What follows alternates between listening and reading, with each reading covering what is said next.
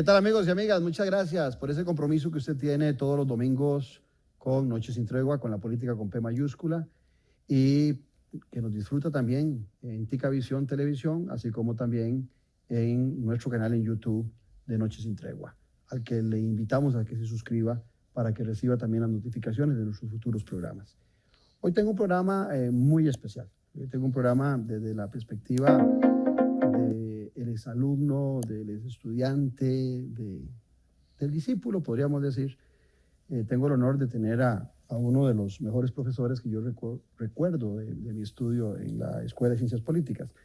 Me refiero a Constantino Urkullu Fournier, doctor en Ciencias Políticas, doctor en Sociología Política de la Universidad de París, exdirector de la Escuela de Ciencias Políticas, exdirector académico del Centro de Investigación y Adiestramiento Político Administrativo, CIAPA, catedrático desde 1991 de la Universidad de Costa Rica, exdiputado en nuestra Asamblea Legislativa y profesor visitante en universidades tan prestigiosas como la de Salamanca, el Instituto de Estudios Políticos de Francia, Tulane, Rice University y otras tantas. Don Constantino Urkullu Fournier, don Tino para los que logramos hacer amistad con vos. Qué honor tenerte aquí en Noches sin Tregua. No, muchas gracias, el honor es mío. Y esperamos hacer un buen análisis de la democracia costarricense con el que conoce desde hace muchos años. Adelante. Ya regresamos.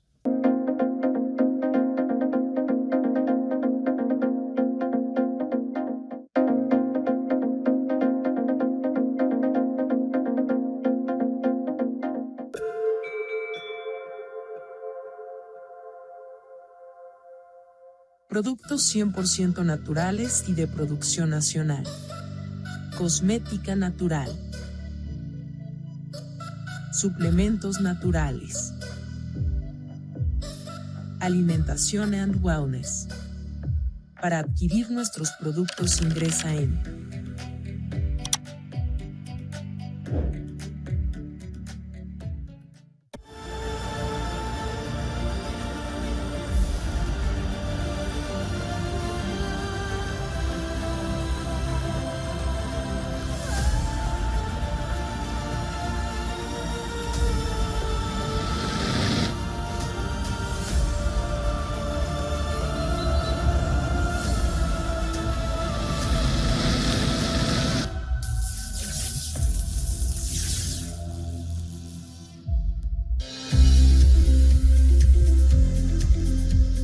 Desde hace 20 años, en Mi Crédito, estamos comprometidos con su bienestar, respaldando sus sueños y mejorando su calidad de vida.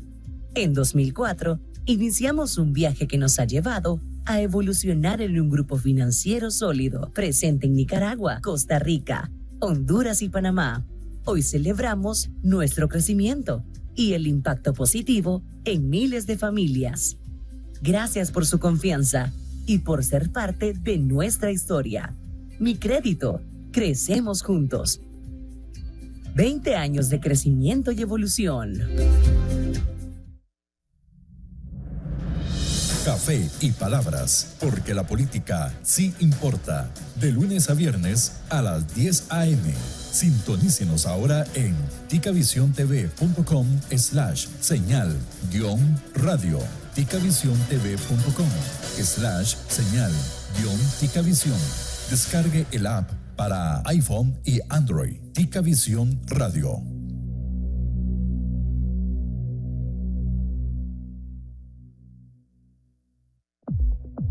Mantente informado con lo último que pasa en el país en nuestro sitio web www.ticavisiontv.com. Las noticias más destacadas al instante. Noticias Ticavisión, nacionales e internacionales. Las noticias e información en un solo clic. Ya a la venta.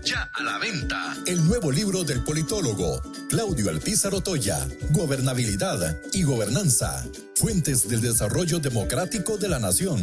El motor de la estabilidad. El país avanza, sin ella se estanca. Gobernanza, la voz de todos. Empodera, une y transforma. Comuníquese con nosotros al WhatsApp 2273-1473. 2273-1473. Consíguelo ya mismo en Editorial Jade. Editorial Jade.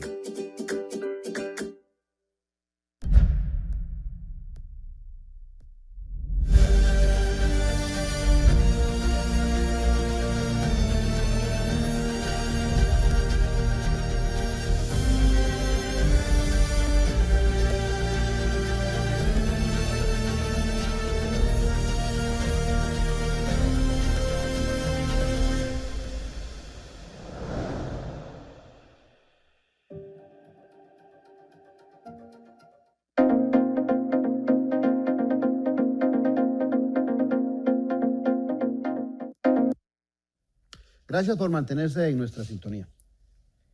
Cuando te presenté, hablaba yo de tus virtudes como profesor, y realmente los que pasamos por la Escuela de Ciencias Políticas en los años 80, que fue cuando ingresé yo en 1980,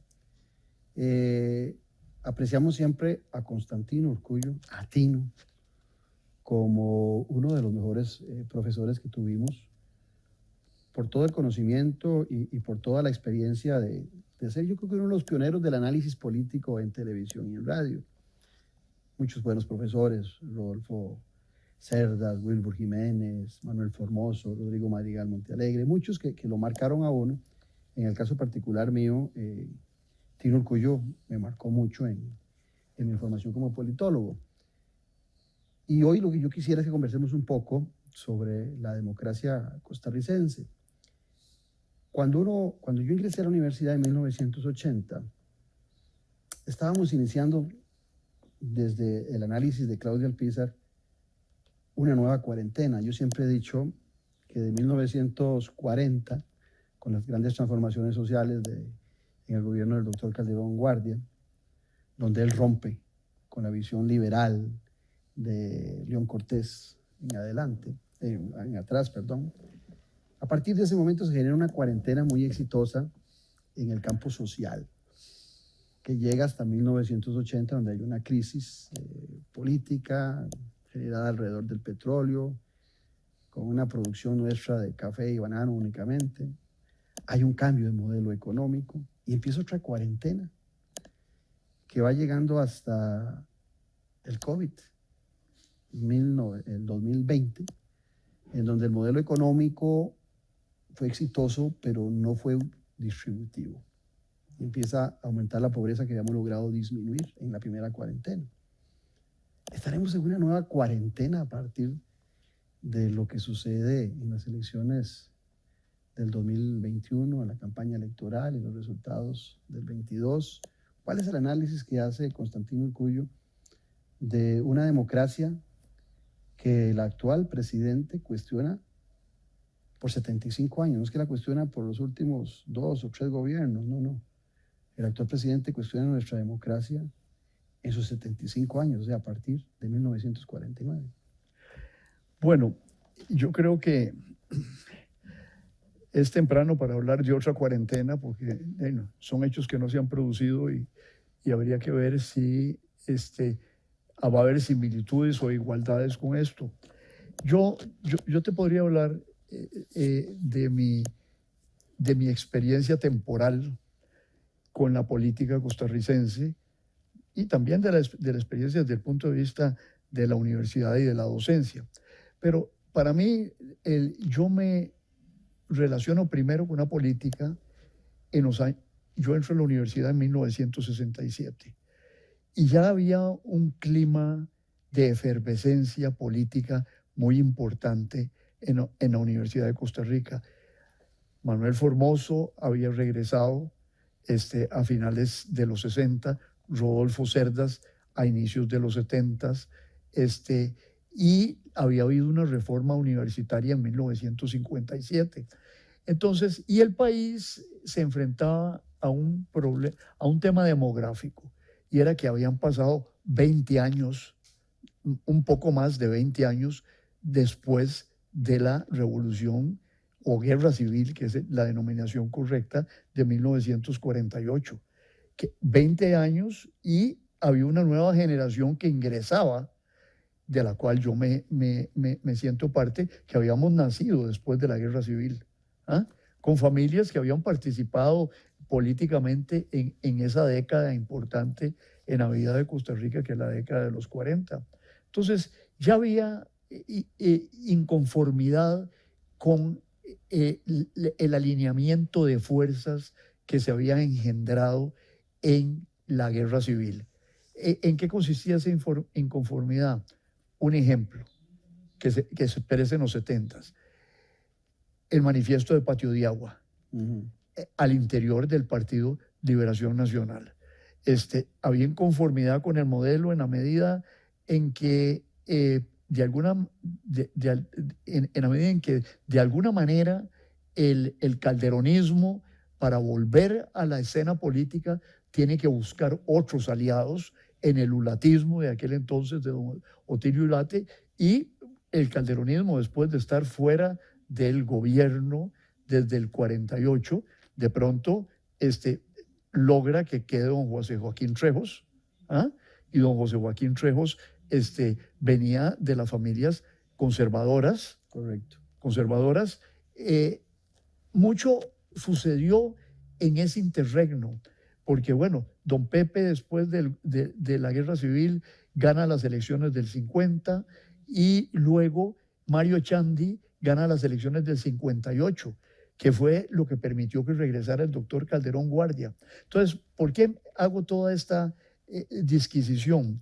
Porque a mí me parece que reducir la democracia costarricense a 70 años uniformes es un error histórico y un error intelectual profundo.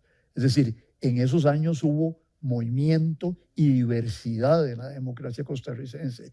Hubo reconciliación de quienes se combatieron en el 48, importante reconciliación.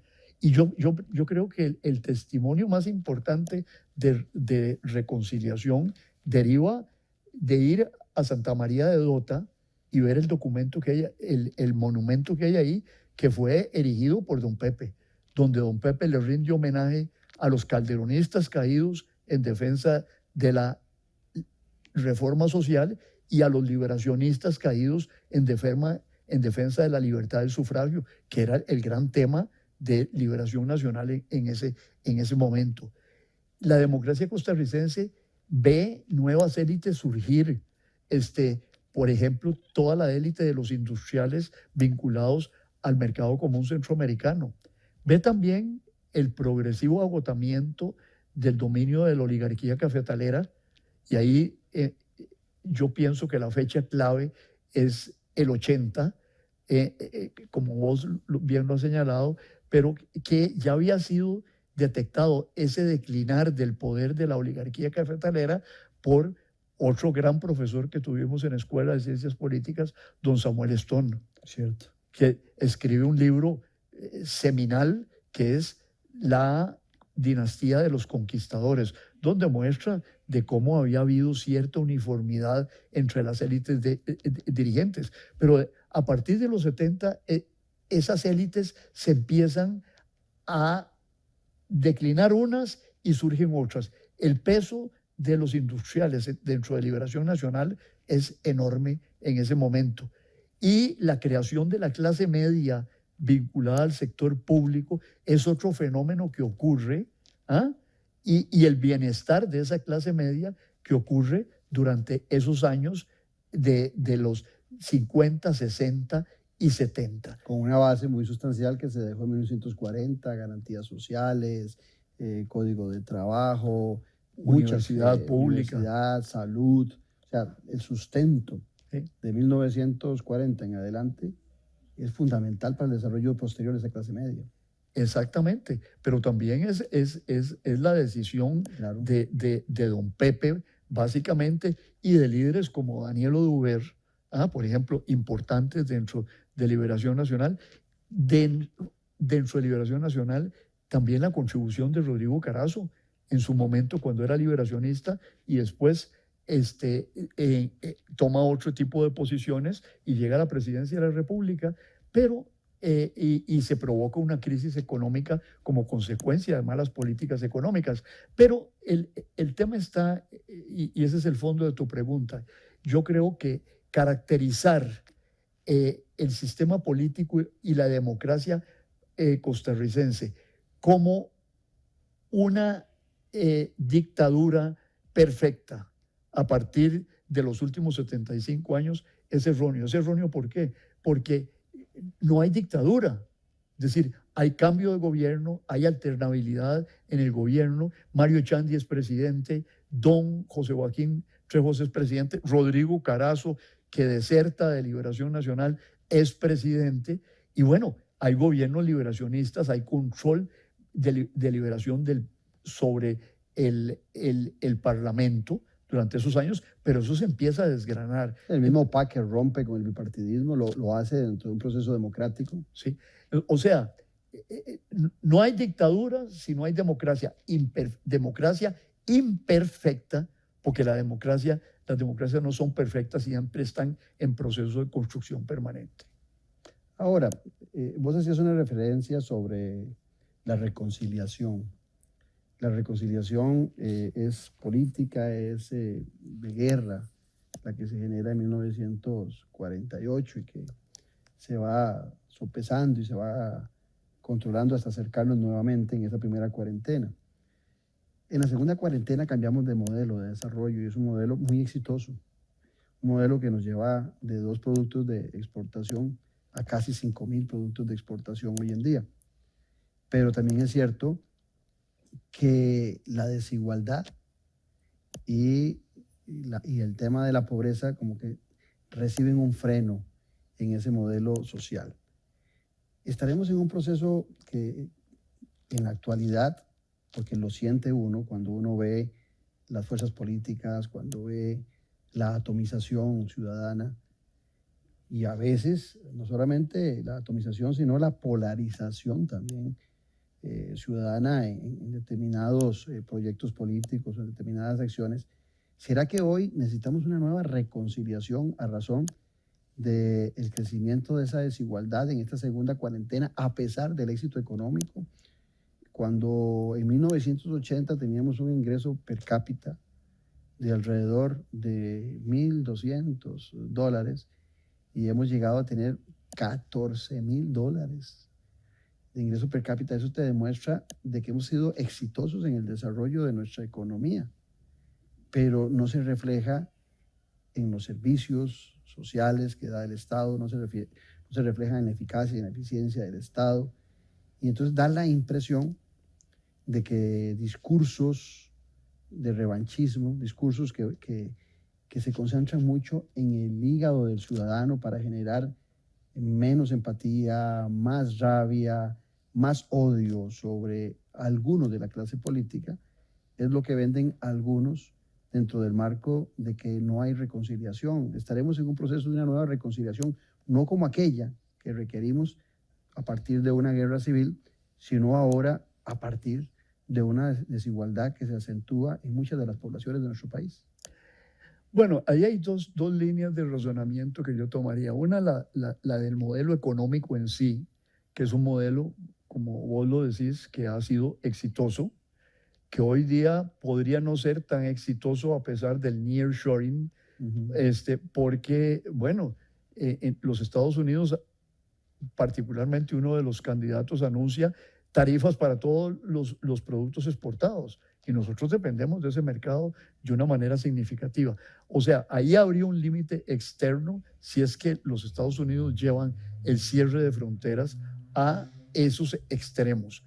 Creo que no lo han hecho hasta ahora y que, sin embargo, tenemos un competidor muy, muy serio en cuanto a la atracción de inversión extranjera directa que se llama México. Y que está a la par de los Estados Unidos. Pero eso es el tema del modelo económico social. También hay que señalar algo que vos planteas ahí claramente. La desigualdad ha venido creciendo. La pobreza, hace 30 años casi tenemos los mismos índices de pobreza en este país.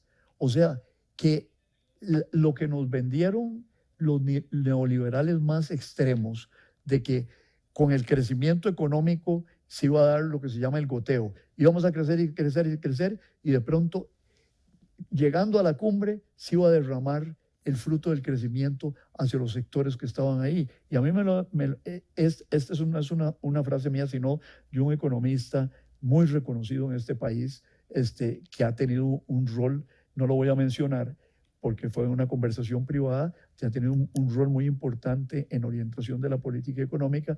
Bueno, me dice Constantino, hemos crecido, pero no ha goteado. ¿Ah? Correcto. No, el crecimiento económico no ha llegado hasta abajo, y se han generado nuevos sectores sociales vinculados esencialmente al mecanismo de la exportación. Es como le llaman los economistas, el régimen especial.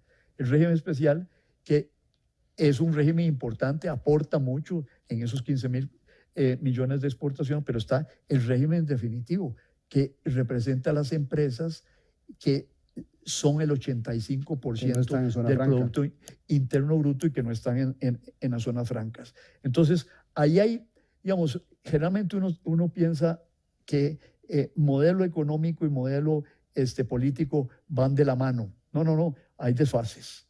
Bueno, ahí hay un desfase entre el éxito económico y el deséxito social. Pero también hay otro fenómeno que se da en esto, que está vinculado a la demografía y también a los errores de la clase política. Hay 2 o 3 generaciones para los cuales don Pepe, el doctor Calderón Guardia, son cosas muy lejanas y que no recuerdan, como yo recuerdo, por ejemplo, las historias de familia del exilio de mi abuelo, que era calderonista, de que a papá lo echaron del Seguro Social porque era calderonista, o gente del otro bando que todavía recuerda las historias de su casa, de los problemas que tuvo el liberacionismo y la oposición, el exilio de don Pepe a México, por ejemplo. Pero eso ya es historia, yo diría, del Pleistoceno, sí, para la mayoría. Ya es agua pasada. Ya eso pasó. Entonces, hoy día, la vida política, ha habido una implosión del sistema de partidos, lo llamo yo, que se empezó durante la década de los 90 a manifestar mucho más claramente que antes, y que después explota de manera significativa con la aparición del PAC y la transformación de este sistema político, de un sistema bipartidista casi puro, en un sistema que nosotros imaginábamos en algún momento tripartidista, pero que se ha hecho multipartidista, y que el elemento nuevo de ese sistema, que era el PAC, colapsa en la última elección. ¿Cuánto sacó don Welmer? Como el 15.000 votos, si acaso. ¿Qué? Ni 15.000 Ni votos. 15.000 votos. Entonces, ¿qué es lo que nosotros tenemos? Que el sistema de partidos implosionó. Y en gran parte por los escándalos de corrupción de los políticos, en gran parte también por los políticos que, utilizando una expresión del presidente Biden reciente, donde dice que él pasa la antorcha. No quería pasarla, pero se vio obligado a pasarla. Ahora, los partidos, los dirigentes partidarios de los partidos más tradicionales no pasan la antorcha. No han querido pasar la antorcha. Y de pronto se encuentran con que ya la gente no les cree, la gente quiere algo nuevo, y hay una campaña política, la última, donde surge una sorpresa.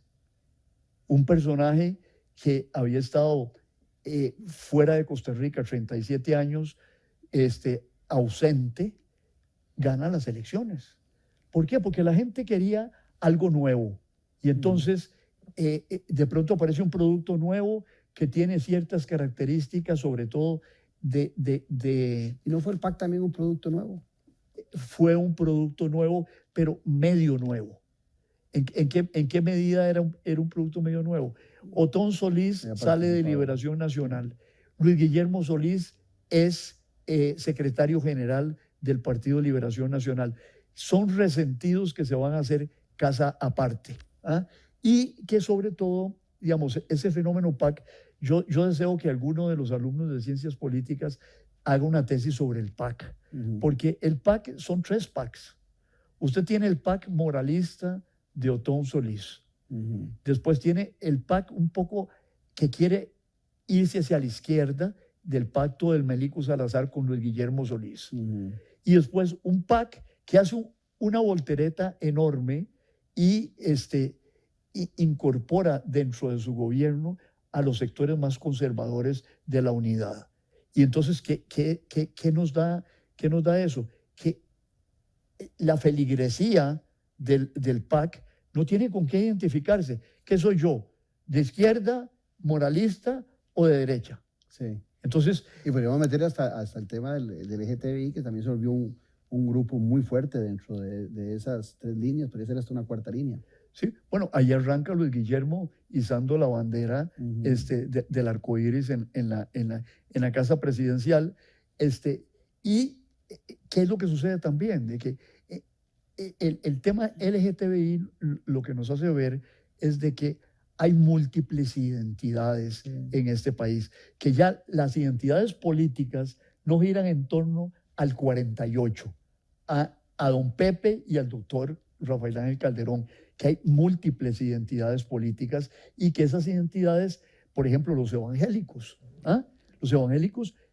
habían algunos de ellos estado en la unidad, pero la unidad estaba en torno a los líderes tradicionales y no hay otra identidad que surge. Para terminar con esto, es la identidad libertaria, ¿cierto? Entonces, en el ámbito político que tiene sus correlatos sociales, hay muchas identidades. Entonces, eso da el traste con el sistema de partidos. Interesante, porque lo que estás diciendo me hace pensar, ahora que tocabas por encima, que no es el tema de hoy, en las elecciones de los Estados Unidos, donde hay 2 partidos, un demócrata y un republicano, pero que a lo interno hay mucha diversidad entre los demócratas dependiendo de su ubicación geográfica o ideológica. Igual pasa con los republicanos. El Partido Unidad y el Partido Liberación, el bipartidismo, eran partidos que tenían espacio para todos. Encontrabas en Liberación, encontrábamos sindicatos, encontrábamos solidarismo, encontrábamos empresarios, encontrábamos movimientos sociales de diferente índole. Y la unidad pasaba igual. Esos libertarios que vos hacías referencia estaban en la unidad, había gente muy conservadora, unidad social cristiana, era evidente que había mucha cercanía con el pensamiento cristiano, pero de repente esos 2 partidos da la impresión de que se olvidaron de que eran partidos integrados por diferentes movimientos y se concentraron nada más en ganar elecciones y dejaron de lado a todos esos movimientos. Y esos movimientos empezaron a ser partidos o a emigrar hacia otros partidos. Ahora, en esa emigración hacia otros partidos se vino a deteriorar el sistema de partidos. Y no conozco una democracia sólida en ninguna parte del mundo que no esté sustentada en partidos políticos. El actual presidente de la República no formó el partido Progreso Social Democrático, nunca fue parte, fue como la 5ª opción que tuvo para ser candidato. Después, con mucha facilidad, lo votó, lo dejó hacia un lado, no tiene ni cariño ni afinidad con lo que planteaba ese partido. Era el mecanismo para llegar al poder. Algunos definen eso como partidos taxis, yo lo defino como partido franquicia, pero esa definición, al final de cuentas, lo que estamos claros es que los partidos políticos en nuestro país se deterioraron y ni siquiera al mismo ciudadano le preocupa la existencia de partidos políticos ideológicos con programas, con proyectos. El mejor ejemplo es el actual gobierno, donde no necesito de nada de esto para ganar una elección. Ahí hay otro gran tema, y paso a tu comentario, y es la que se me olvidó anteriormente, es la convergencia de los 2 grandes partidos sobre la política económica. Yo le decía a un gran líder de Liberación Nacional, mira, ustedes en el 86 nos llamaban a los de la unidad neoliberales. Y ahí, te hiciste más neoliberal vos que Miguel Ángel. Y entonces, era en cierto sentido inevitable con el fenómeno de la globalización, que era la gran apertura de las economías, y una economía pequeña como la nuestra tiene que ser una economía abierta. Pero si son iguales, entonces, ¿por qué voy a votar por este y no por el otro? Si los dos son lo mismo, entonces voy a buscar algo diferente en el mercado. Eso es un poco lo que ha ocurrido en ese sentido. Ahora, las identidades y los sectores y el fenómeno de las últimas elecciones, de como dicen en toreo, de un espontáneo que se metió al ring, no es un fenómeno exclusivo de Costa Rica. Hay que tener en cuenta que en el mundo hemos visto el desplome de sistemas de partidos. Por ejemplo, o la transformación. En algunos casos ha habido desplome, pero en otros casos ha habido transformación de los sistemas de partidos, pero la idea de un partido político está puesta en duda dentro del marco de la civilización occidental orientada hacia el liberalismo político. ¿En qué sentido? De que ya con el desarrollo de la sociedad de la información, la legitimidad política se obtiene inicialmente en las elecciones.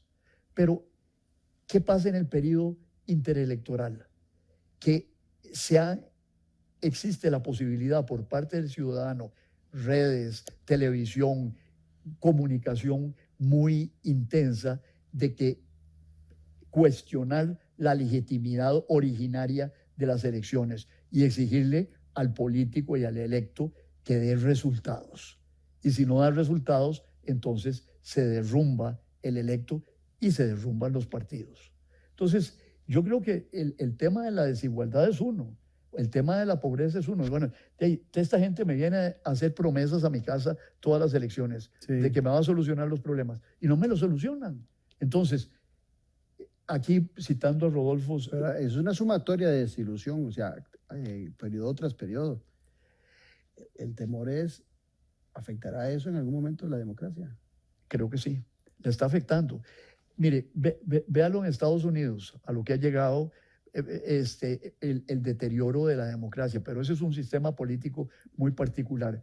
Pero hay una frase que a mí siempre me gusta citar de tu exprofesor Rodolfo Cerdas. Rodolfo decía, hay momentos en que la gente ya no cree en nada, pero es capaz de creer en cualquier cosa.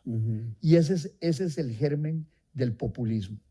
Ese es el germen del populismo, porque de pronto aparecen salvadores que dicen que van a solucionar todo, estilo Donald Trump, que dice que le arreglaría la guerra de Ucrania en 24 horas.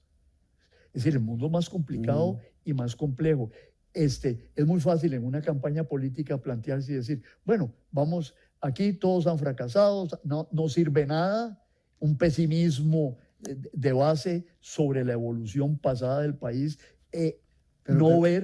Tino, pero en un país como el nuestro que ha sido exitoso, eso es claro, lo que más me preocupa a mí, y la gente come el cuento de que estamos arruinados totalmente, que somos un país en declive, y eso es lo que se plantea para ganar una elección, siempre el concepto negativo hacia un país exitoso. Sí, mire, pero es un concepto que está en todo el mundo, es un pesimismo universal, entre comillas, porque no es tan universal, porque hay regímenes autoritarios que no pasan por esto, pero ese pesimismo es de que hay una edad de oro de cada uno de esos países y hay que volver a esa edad de oro. Hagamos a los Estados Unidos grandes otra vez. Sí. Ese es el... Hagámoslo grandes fue en la pasada y ahora es otra vez. O sea, volvieron a ser grandes 4 años y ahora tienen que volver otros para volver a ser grandes nuevamente. Eso es. Se perdieron 4 años. Es una... Pero eso es una cuestión ya en cierto sentido civilizacional, del agotamiento del modelo del liberalismo político centrado exclusivamente en las elecciones. Por ejemplo, en un país como Francia ya hay gente que habla de volver a las asambleas, llamémoslo cantonales, aunque esa no es la expresión para el sistema político francés. Y el presidente Macron, cuando vino la protesta de los chalecos amarillos, pretendió hacer asambleas provinciales o o de prefectura, ya no recuerdo exactamente cuál era la unidad, para que la gente se expresara entre periodos electorales sus disgustos con la legitimidad política ganada en la última elección. Pero fíjese usted, bueno, ¿qué es Macron? Macron es la ruptura con un sistema político que había funcionado bipartidistamente entre izquierda y derecha, con divergencias entre izquierdas y derechas. Veamos España. El Partido Socialista Obrero Español tiene que aceptar a Podemos atomizados. Está atomizado regionalmente y por ideología también. De pronto vemos en la última elección en Gran Bretaña, regresa el Partido Laborista de izquierda, pero progresa liberales y progresan los nacionalistas que quisieron salirse de Inglaterra de la Unión Europea. Hay una crisis de legitimidad política universal y nosotros con nuestra singularidad hacemos parte de eso.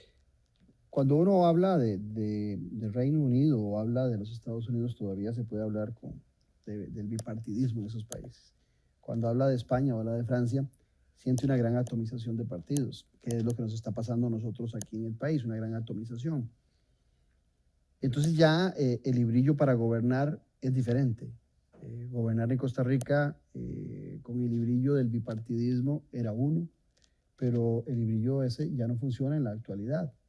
Y entonces llegan gobernantes, como actualmente el presidente Rodrigo Chávez y como lo fue Carlos Alvarado, a gestar desde el Poder Ejecutivo, y el mismo Luis Guillermo Solís. Luis Guillermo Solís con 14 diputados y estos dos últimos con 10, reducida la fracción del presidente actual a 8. Y de repente la gran culpa de todo lo que no puede hacer el Poder Ejecutivo es endosarse la Asamblea Legislativa, cuando el Poder Ejecutivo tiene sus propios mecanismos para lograr éxito. Y entonces la pregunta viene por acá.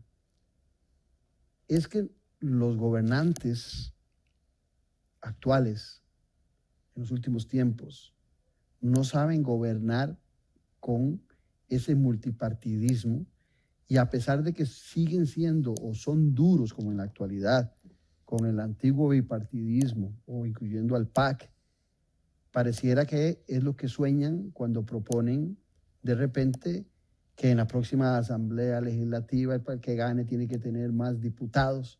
O sea, es un poco volver también la visión hacia lo que fue el bipartidismo. Cuando proponen la reelección indefinida. Cuando proponen la reelección indefinida.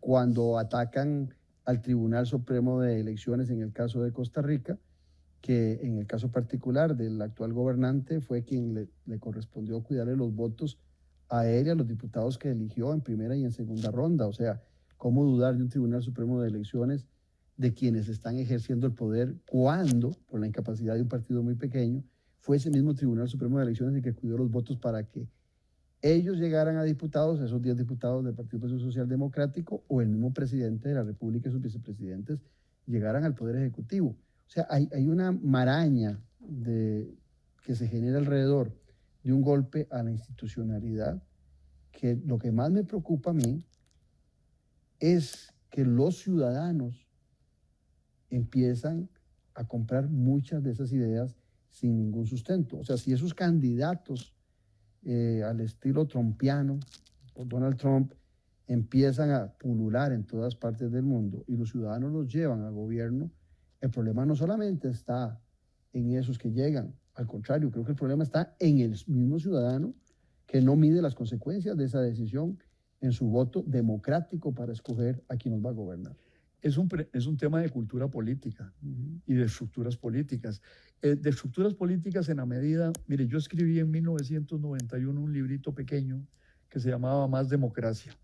Y yo ahí argumentaba sobre la necesidad de introducir, por ejemplo, el mecanismo del referéndum, que después se introdujo, me tocó discutirlo como diputado en algún momento, y yo argumentaba que dada la diferenciación social creciente, era necesario pasar de un régimen presidencialista como el que teníamos a un régimen semiparlamentario, que pudiera en situaciones de conflicto disolver la asamblea, como se acaba de disolver la asamblea en Francia, y convocar a nuevas elecciones. Eso le salió mal a Macron, ¿verdad? Porque no le salió el resultado que él esperaba, que era el fortalecimiento del centro. Eso lo que nos revela es que los líderes políticos del futuro o del presente tienen que acostumbrarse a que van a gobernar en, Claro.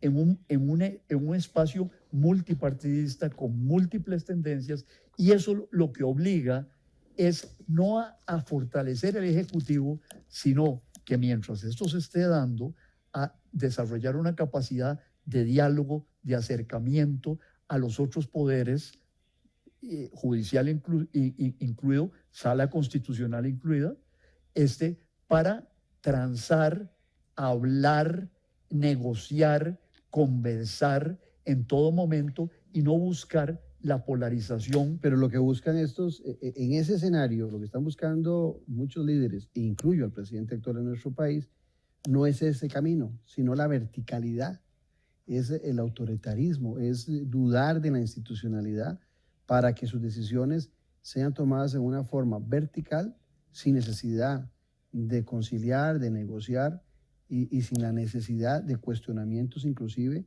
a la hora de implementar las políticas que se les ocurren. O sea, no están tomando ese camino que vos estás proponiendo, están tomando el otro camino, el camino dictatorial. Es la verticalidad. El otro riesgo que se está discutiendo mucho en un país como Francia en estos momentos es el riesgo del caos de la multiplicidad de partidos. Es decir, yo creo que el último recuento nos daba, la última elección hubo 25 candidatos presidenciales. Pero 28 partidos ahí a nivel nacional inscritos. Inscritos ya. Y hay 12 en proceso. Sí, y 160 partidos políticos si tomamos en cuenta los cantonales. Y provinciales. Y provinciales. Eso lo que te puede dar es lo que se llama, muchas veces, Francia lo experimentó pasada la guerra, la República de los Diputados.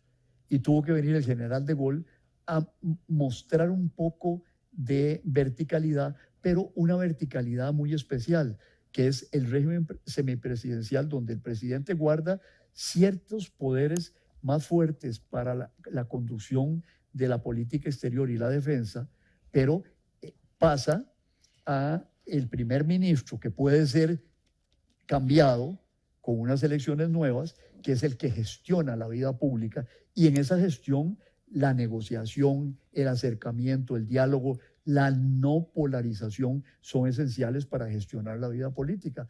El que aspire, digamos, no hay nada más ineficiente en el largo plazo que un dictador. ¿Por qué? Porque no detecta los conflictos, no detecta las contradicciones. Y se aleja inclusive de los ciudadanos. Se alejan y de pronto explota la olla de presión, ¿verdad? Porque no supieron ver por dónde venía la cosa. La democracia es la ventaja que tiene, que permite la expresión de todas las contradicciones y de todas las diferencias.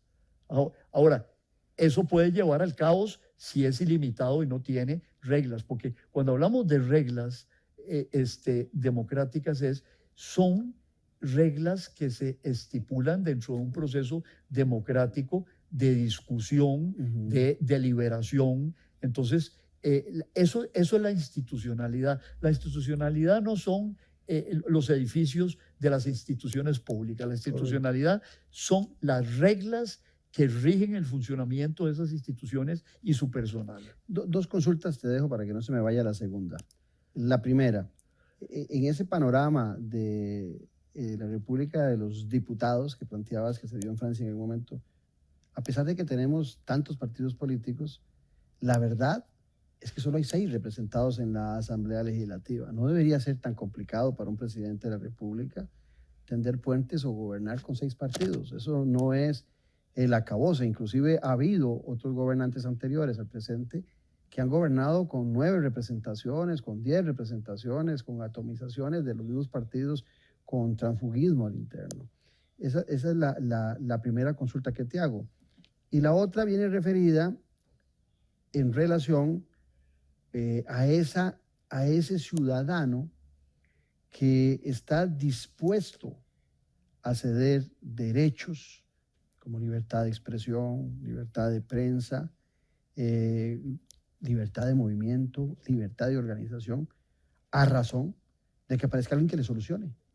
Claro. El primero, te lo voy a responder con esta anécdota de la vida política nuestra. Tomemos el gobierno de don Daniel Oduber, que ahí es donde empieza a formarse el bipartidismo. Don Daniel Oduber es capaz de reunirse en su casa con don Paco Calderón. Los dos tenían fracciones importantes en Asamblea Legislativa, la deliberación mucho más grande, y aprueba una ley que después fue muy criticada, pero que es la ley del 4-3, donde permitió incorporar dentro del aparato del Estado a los perdedores de la guerra civil del 48. Después el tema se desnaturalizó bastante y dichosamente se hicieron las transformaciones que habían que hacerlas. Pero ahí que demostró Daniel Oduber, él podría haberse sentado en una galleta, como decimos normalmente, y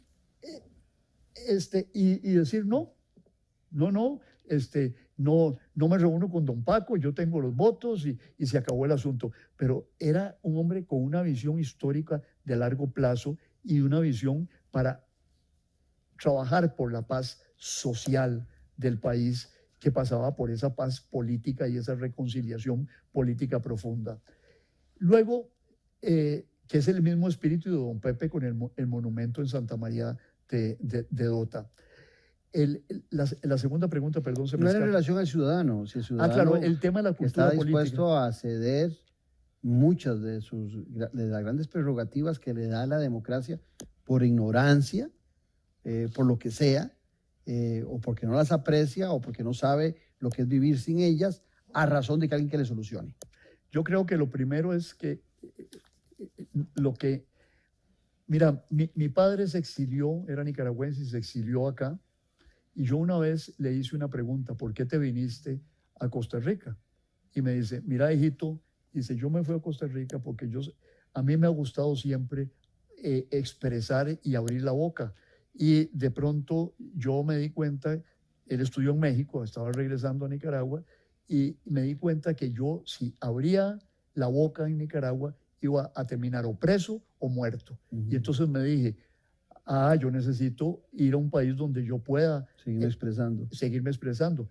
Y escogió Costa Rica. Es decir, porque había sufrido una dictadura en carne propia, en carne de mi abuelo, en aquel lugar. Entonces, yo creo que ese señalamiento final que vos haces, porque nunca han sufrido una dictadura, porque nunca han sufrido el autoritarismo, es muy fácil decir que metan a todos esos carajos a la cárcel como los mete Bukele sin juicio, ¿verdad? Y de pronto eso es válido hasta el día que te agarraron a vos en la calle y no andabas la cédula y te detienen y terminas perdido en una megaprisión. Eso es un tema. El otro gran tema es que nosotros hemos descuidado lo que antes se llamaba la formación cívica, la educación cívica de los ciudadanos, demostrarles que cuáles son las instituciones, cuál es el papel que cumplen en la convivencia colectiva. Eso ha estado descuidado. Muchas veces no se le da importancia a ese tipo de cosas. Y luego también descuidar la parte que es los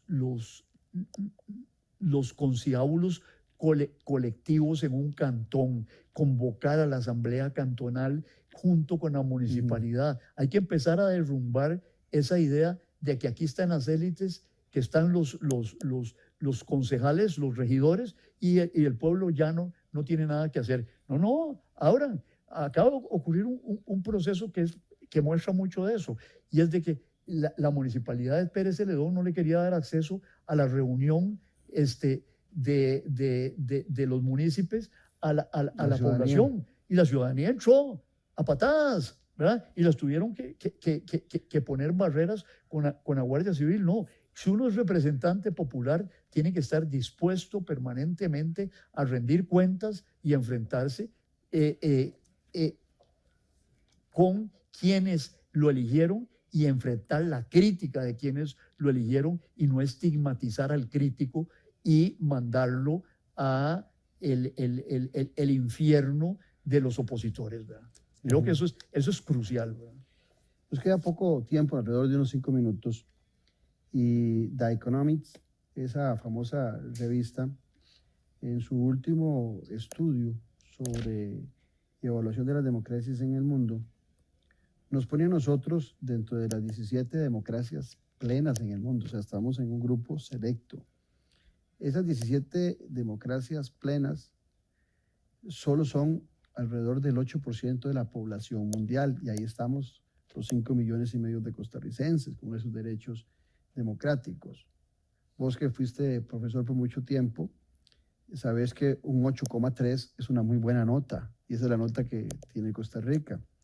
Cuando vamos al continente americano, solo Uruguay, Guyana Francesa, Canadá y Costa Rica son democracias plenas, según ese estudio. Inclusive estamos sobre una democracia que es muy representativa como la de los Estados Unidos, y estamos sobre países de Europa.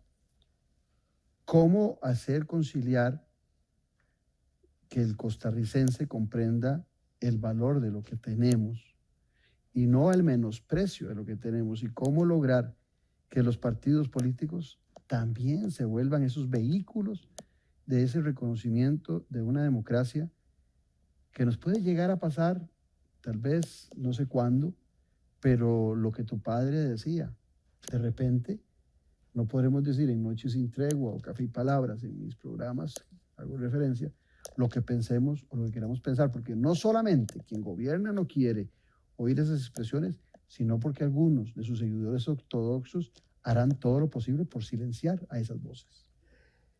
Yo diría que lo importante, enteramente de acuerdo, lo importante aquí es, por ejemplo, en lo inmediato, en los próximos días va a ser presentado el informe sobre la libertad de expresión elaborado bajo la dirección de Proledi y la máster Giselle Bosa, donde se examinan los peligros que hay sobre la libertad de expresión en este momento para los costarricenses. Eso no hay que parar de señalarlo. Donde hay una represión de la libertad de expresión, hay que señalarla claramente y condenarla claramente. Yo voy a hacer mi programa de desayunos de Radio Universidad el viernes, invitando a una de las investigadoras de este programa para que señale a dónde es que han detectado ellos. Por ejemplo, Reporteros Sin Fronteras, una organización reconocidísima, ha señalado que hemos bajado en la apreciación y la calificación de países respetuosos de la libertad de expresión. Ocupamos el lugar 16 después de haber estado en el primero o en el segundo lugar, y esto ha ocurrido en los últimos tiempos. Hay que movilizarse a defender la libertad de expresión. Nada más corrijo, ¿no? En los últimos tiempos es en los últimos 2 años.